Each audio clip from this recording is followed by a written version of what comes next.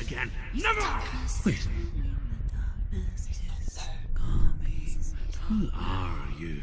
It's just a memory. Druth? Is that you? For my tales of the Northmen, they call me Druth. A liar. He's lost. An old fool. Truth is my truth. It's good to see you again.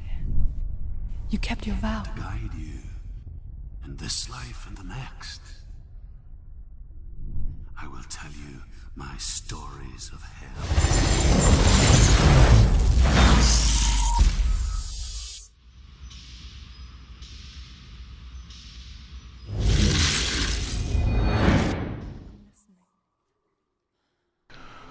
Okay, here's my first impressions for HellBlade. On the PlayStation 4, this game is also available on PC. If you want to play the best version, cop it on the PC. But I mean, that's not saying that the PS4 version is lacking, because visually it's very impressive.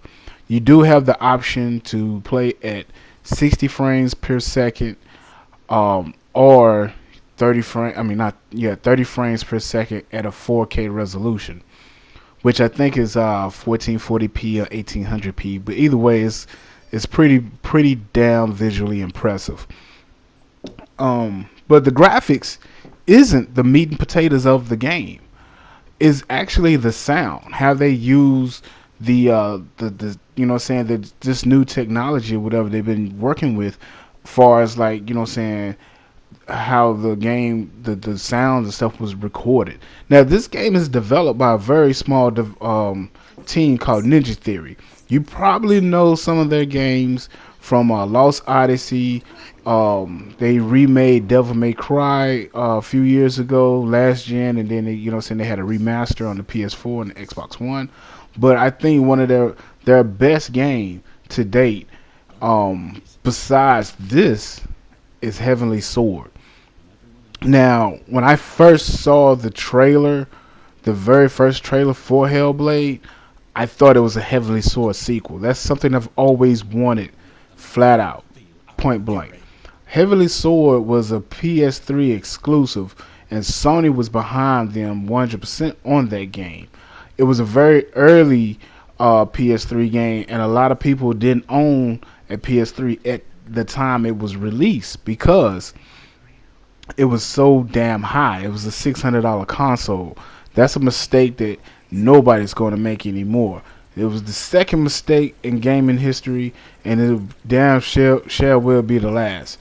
But back to my first impressions for Hellblade. Visually, outstanding looking game. Except for the water right here. The water looks a little, you know what I'm saying, it doesn't look up to par like a lot of games that we've played already with, you know what I'm saying, water and everything.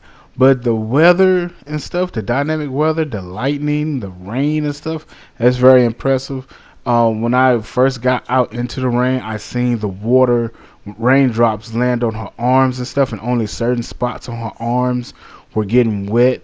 And then until, you know what I'm saying, she started looking like she was wet all over. That was very impressive.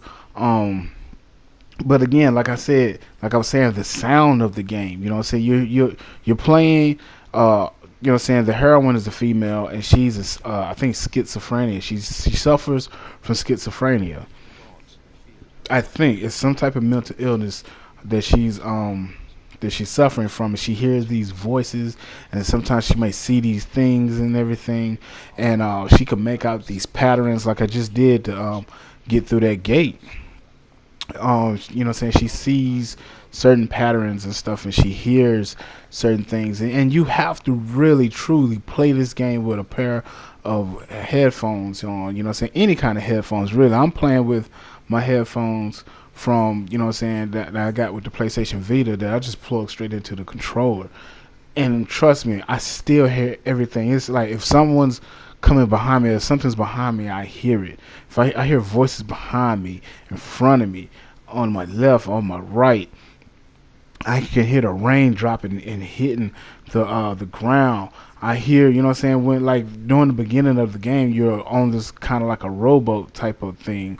Really it's a tree log hauled out to make it like a boat, and you can hear when she's pedaling just on, you know what I'm saying, the right side. You can hear the water, you know what I'm saying, being, you know what I'm saying, pulled and pushed, you know what I'm saying, just on the right side.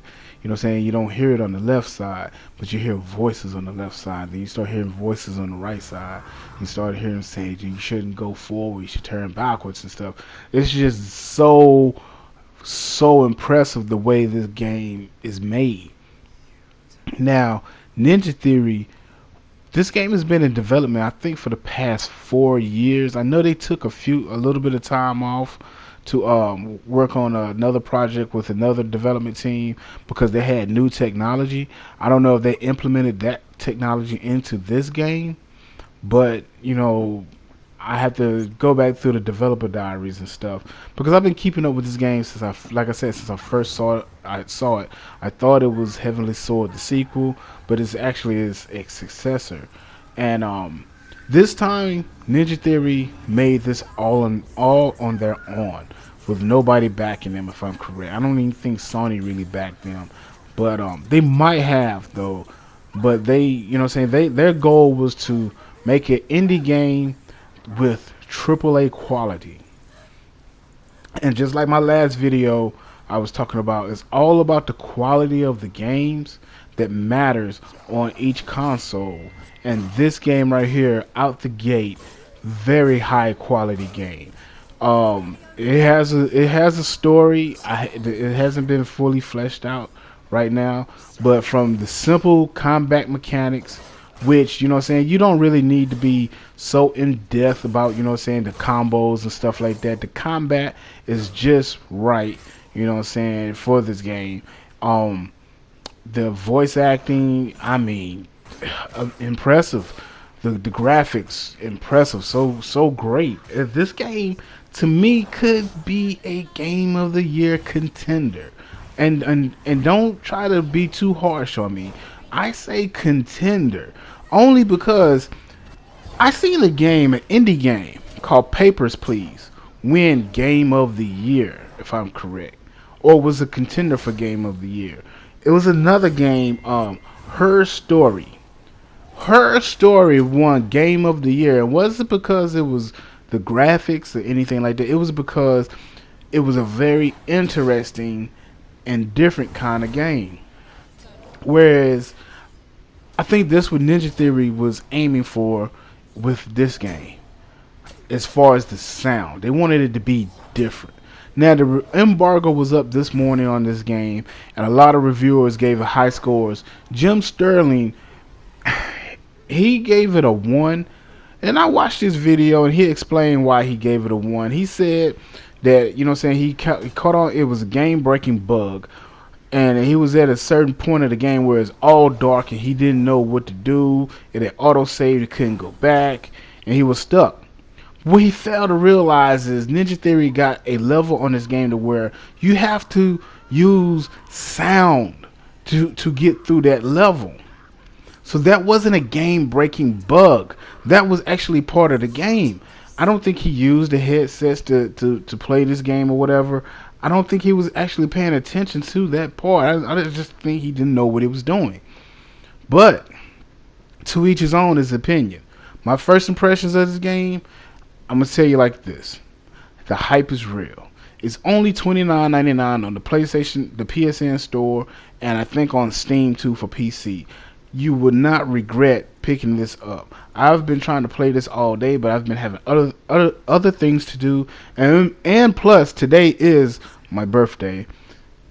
So this is a quick video of my impressions, my first impressions of HellBlade.